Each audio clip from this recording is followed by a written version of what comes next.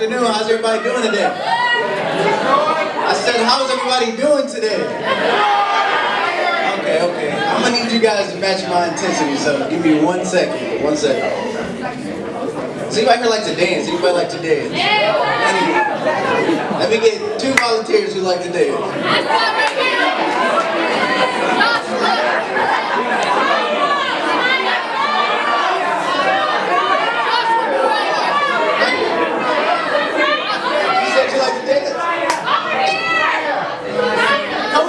Come up if you like to dance. Nobody, okay.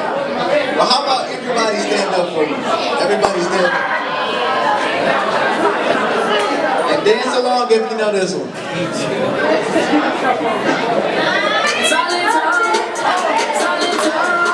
Now watch me well. Now watch me well. Watch me well.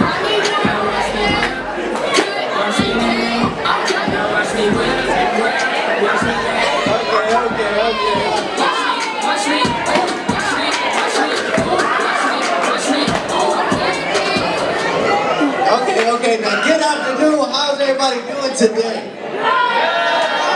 Okay, good. So my name is Donzell Dixson, and I'll be your speaker today. So just to give you guys just a little brief background about myself, I'm originally from Saginaw, Michigan. Anybody here ever been to Michigan? Show your hands, anybody? Okay. So just to take you guys back, I went to Arthur Hill High School. So this was me when I was in high school. This is me right here. So a little bit changed. I've grown a little bit more hair, but I still like to think I'm still that same kid. So just thanks, bro. So just picture me sitting right here. That's what I would look like. So today, guys, I want to have a discussion with you today. Today, I want to discuss I said I was give you a brief background. I'm sorry. Brief background about myself. I'm originally from Saginaw, Michigan.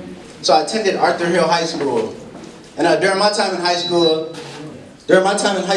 we had the option of attending a tech school half a day and our regular school half a day. You guys may or may not have the same option. No. So sorry about that.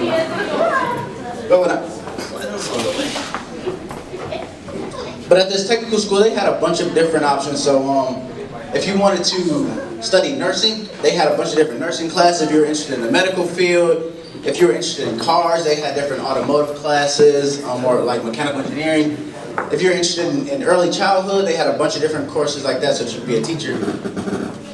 So when I was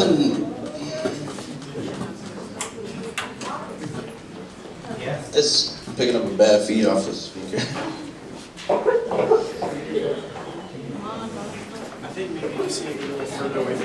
Okay. Is that better? Yeah, it should be. You got plenty of camera. Okay, so this school had a bunch of different classes. Like I said, if you were interested in teaching, they had early childhood courses for those interested in things like that.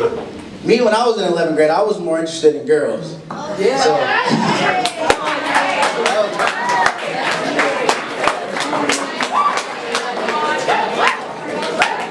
So I decided to take the cooking class. I assumed there's going to be a lot of girls in this class.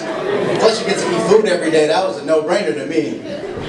But the first day I got there was a lot of guys in there. A lot of guys. So I guess we were all thinking the same exact thing. But during my 2 years that I spent in this cooking class, I did end up gaining an interest for culinary. And from there, I ended up attending Connecticut Culinary Institute. So I finished my last 2 years of high school, and I graduated to the Connecticut Culinary Institute. So there, I'm learning, I'm cooking a lot, and I found interest in this. So then I moved to Florida, where I got an internship working at Walt Disney World for Pop Century Resort. So I'm there, I'm cooking, and I'm having a great time. I love Florida. It was a lot warmer than Minnesota and Michigan, so I enjoyed my time there. But during this time, they weren't hiring full-time. It was January, so slow times of the year. So I had to come back home. So I came back home to Michigan.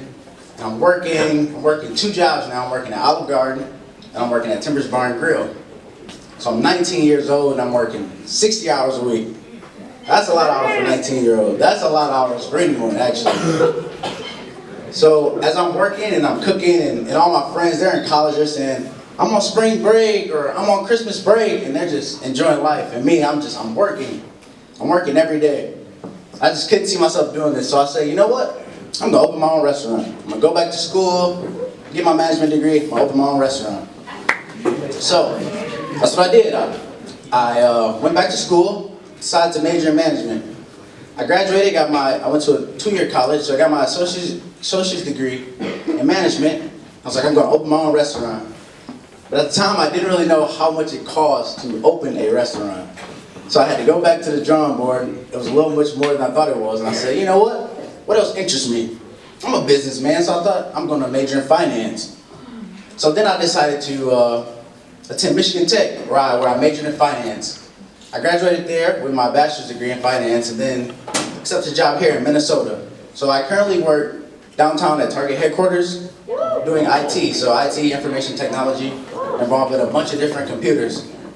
And that is how, come full circle, how I ended from Michigan all the way to Minnesota, where I have now found my why in life, and that's brought me in front of you guys today. So, oh, you're saying something. So today, guys, I want to have a discussion with you today to figure out, what is your why? What are you passionate about? What motivates you? Why did you wake up and come to school today? Why do you do any of the things that you do on a daily basis? During this discussion, guys, I want you to keep that in the back of your head and dig deep to think of your why. Every time I speak to people, there's 2 questions I always ask. The first one is, what are you passionate about? And they don't know. Second question is, what do you think your purpose is in life? And they don't know. So where do you think these people will be a year, 2 years from now if they still don't know? Probably in the same place, right? You must have a purpose behind everything that you do. If you don't, then why are you doing it? If you don't remember anything else from today, guys, remember this. Remember those 2 questions. What are you passionate about? What do you think your purpose is in life? And try to have an answer for that. And not an answer for me. This isn't a test where I'm going to come to you and say, what's your why? What's your why? Be able to have your answer for yourself. And be able to hold yourself accountable. Alright? Alright, so I said we're going to have a little fun today too. So, how many ballers we got in the class? How many basketball players? Okay,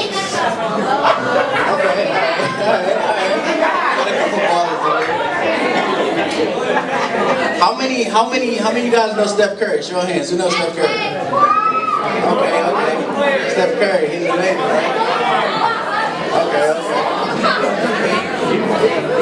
Okay, so how many of you guys, now we're going to see how many real Steph Curry fans we got here. Who knows what Steph Curry does every time he steps on the court? Or every time after he shoots the three?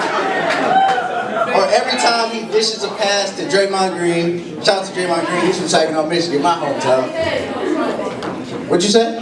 Nothing, I don't know. He was right. He was right. Say it again. What'd you say? He bounced his head and I sprayed something like that. So, okay, that's right. Every time Steph Curry steps on the court, he pounds his chest and points to the sky. So you guys were right. But does anybody know why Steph Curry does that? Does anybody know why? And this is strictly an example, not to impose on anyone's religious beliefs, just used for an example. That's close. So Steph Curry does this motion where he pounds his chest, points to the sky, to symbolize that he has a heart for God. Steph Curry says, I do this every time I step on the court as a reminder of who I'm playing for. Steph Curry has a why in his life. So when you see Steph Curry out there playing basketball, he isn't doing it for the championships. He isn't doing it for the fame and for the glory. He isn't out there playing, pound on his chest because Kobe is doing it. I know we see LeBron doing his thing or Russell Westbrook. Steph Curry isn't doing that for that. As big as fans me and you are, Steph Curry isn't playing the game of basketball for you and me. Steph Curry is doing it for his creator who he believed gave him his talents. Steph Curry has a why in his life. And when you have a why in your life, you don't need any accolades or trophies or any recognition. Like Nike, you just do it. When you have a passionate drive for what you do, you don't need anybody to tell you, good job. They say to be truly successful, you have to work hard when nobody's watching. Say that again, y'all. To be truly successful, you have to work hard when nobody is watching. So a lot of us, we like to work hard. For some of the athletes out there, we like to work hard, run hard when our coach is watching.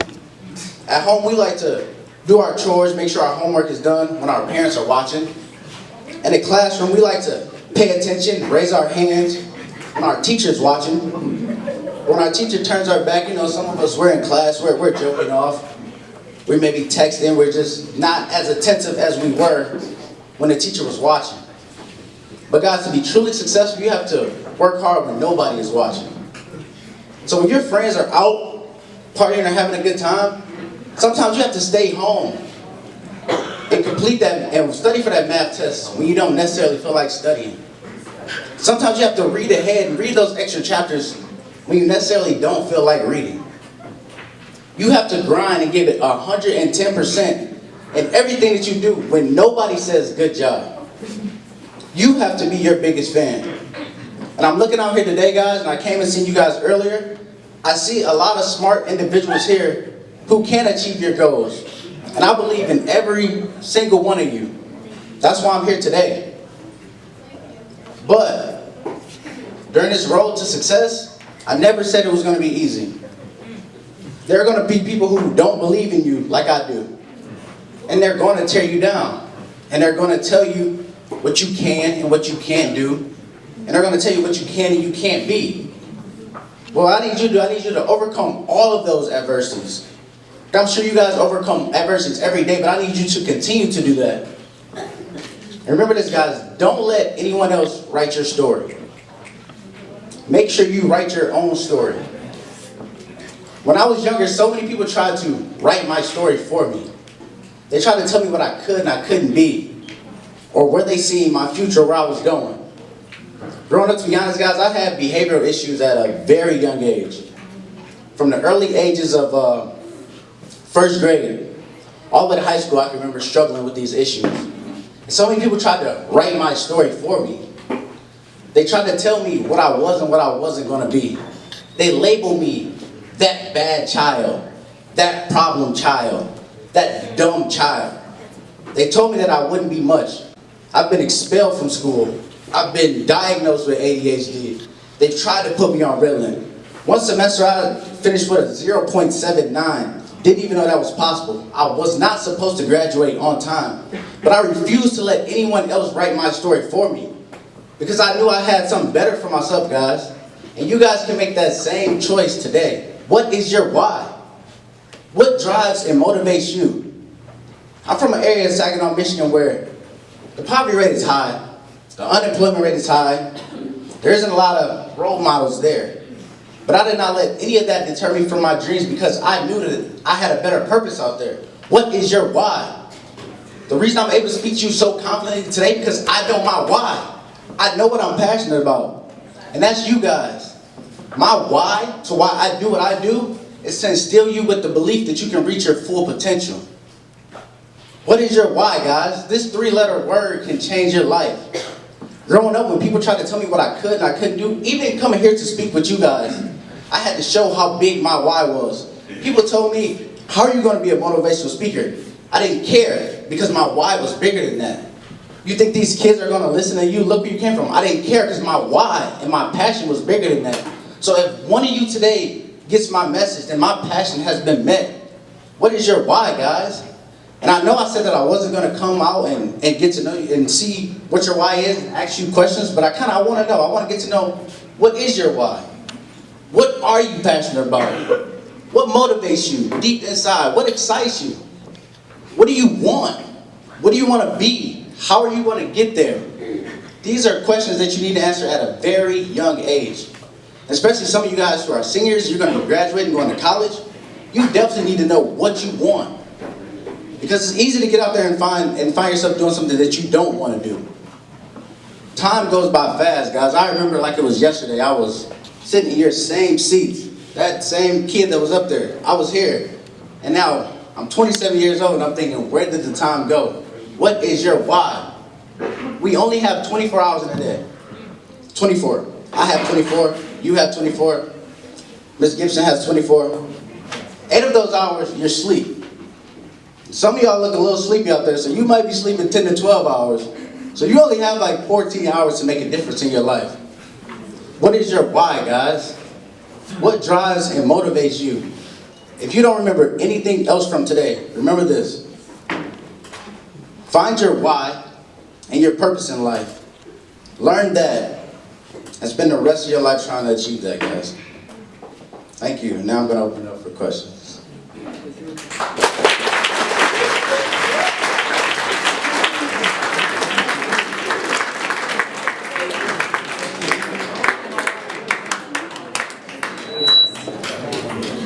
So do we have any questions out there? Does anyone have any specific questions that they want to ask me? Anyone? No question is a dumb question. Trust me. I think I can hear you.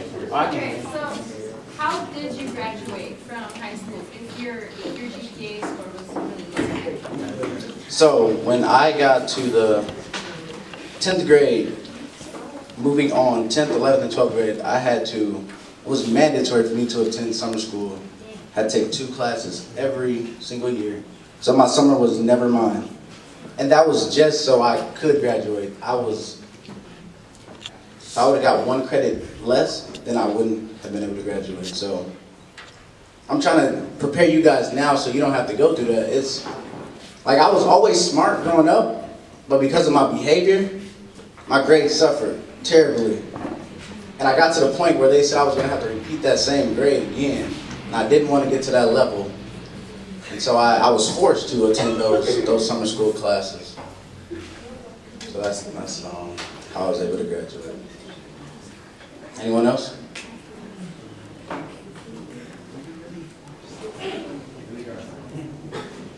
Any of the adults? What do you do now at Target headquarters? So currently I'm an engineer at Target headquarters. I work in IT. And so I work on the My Device team. I don't know if you guys have seen in the stores, they have the big scanners where you scan. So now we're implementing iPod touches in the stores because we've learned that our customers are coming in with more technology than our workers are. So if you came into Target right now and you would say to a worker, I seen this on Target.com. They don't currently have that technology to do that. So we're installing those iPod touches with Wi-Fi so they can go on the internet and they can see different things of that nature. So this is actually kind of a fun job, and I'm actually getting to give back because I actually get to go down to the stores and see what the customers need, what they want, and then I can go back to headquarters and actually make these changes and add this functionality, and then it goes to 1,800 stores throughout the country. So to Michigan, to New York, to Minnesota, to our stores in Hawaii. Yes. So how does this relate to what you're doing? Is this like your side hustle? Excuse me? How does this, how does this relate to your job? Like, So how does this relate to what I'm doing now? yeah. So my purpose, so I use Target, though I love what I do in engineering, I use Target as a vehicle to get to where I want to be. This is my passion, this is my why. This is what I wake up every day to do, is to talk to students like you. And I thank Carissa a lot because she's actually provided me with this opportunity. If it was up to me, I would love to just continue to give back and travel the world and provide this opportunity that wasn't necessarily introduced to me when I was growing up. Does that answer that for you? Yeah. What's up, man? So do you truly believe that anyone can achieve anything? Yes, you should as well. You're the only one holding yourself back. Nobody was born with the secret success to life. It's all about how you take advantage of the time that you're given. A big thing that you guys should work on is when you do search to find your why and what you want, make sure you break it down into the smallest pieces as possible and see how can you add value today. A lot of people, they get scared about goals and dreams because they're too big. They seem like they can't be reached. If you was looking at me back then, this kid, and saying you would be talking to students just like you, like I would, you're crazy. Like I couldn't imagine being able to speak like that. But what I did was I broke it down into small steps, and I seen what can I do today to add value. The first thing I did, well, let me write a title first and see what is your why. Let me search to find my why. And then from there, see if I can help you guys find yours as well. So yes, I do believe anybody can achieve their dreams. You have to be able to motivate yourself. Even if you have no motivation, there's something that somebody that you love to do. And my thing is just to act on that and do what you love to do. And through that, you'll be able to motivate yourself. Even, it sounds crazy, guys, but sometimes if you have to look in the mirror and talk to yourself and tell yourself, you are great, you can do this, do it. It works. I've got to the point where I spent my whole life trying to impress people. Every time I was in school, I was trying to, let me be a class clown, let me impress people. And now I can say that I enjoy impressing myself. So what I do is I challenge myself every day. I try to see, what can I do today to make myself better than I was yesterday? And how can I motivate myself to do that? A lot of people, they need others to motivate them, but guys, you gotta get to a point where you have to be your biggest fan. You have to be your biggest fan. Does that answer your question a little bit, or does? Yeah. A little bit? You're welcome. My why was, I was asked to speak at a banquet at my college. And I thought, why would they choose me? I had never spoken before. And so I went and I thought about my story and what could I tell. And when I got done, I was nervous as heck when I started. But when I got done, I had so much excitement, so much joy. There was a ball of fire inside of me that excited me that I had never felt before. And that's how I just thought that, wow, this is my passion. This is what I enjoy doing. Like, I enjoy seeing others achieve their goals as well. Just as I love to achieve mine, like, this is a goal for me. You guys are this is the most students I've ever spoken to in my life. So this is a goal for me. You guys have just motivated me.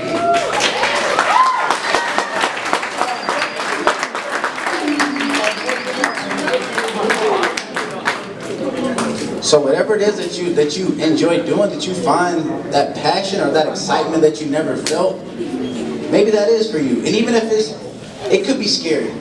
I'm nervous right now. But I'm still speaking to you guys. And you have to, sometimes you just have to step out there and just take advantage, guys, and do what makes you happy. You have just watched my speech titled, What is Your Why? I'd like to thank you guys for all stopping by and checking it out. And also, stay connected with me. You can follow me at facebook.com/Donzell.Dixon or also linkedin.com/Donzell-Dixon. And don't forget to like, comment, subscribe. Check me out. Subscribe to my YouTube channel, guys. And everybody, stay encouraged. Have a good day.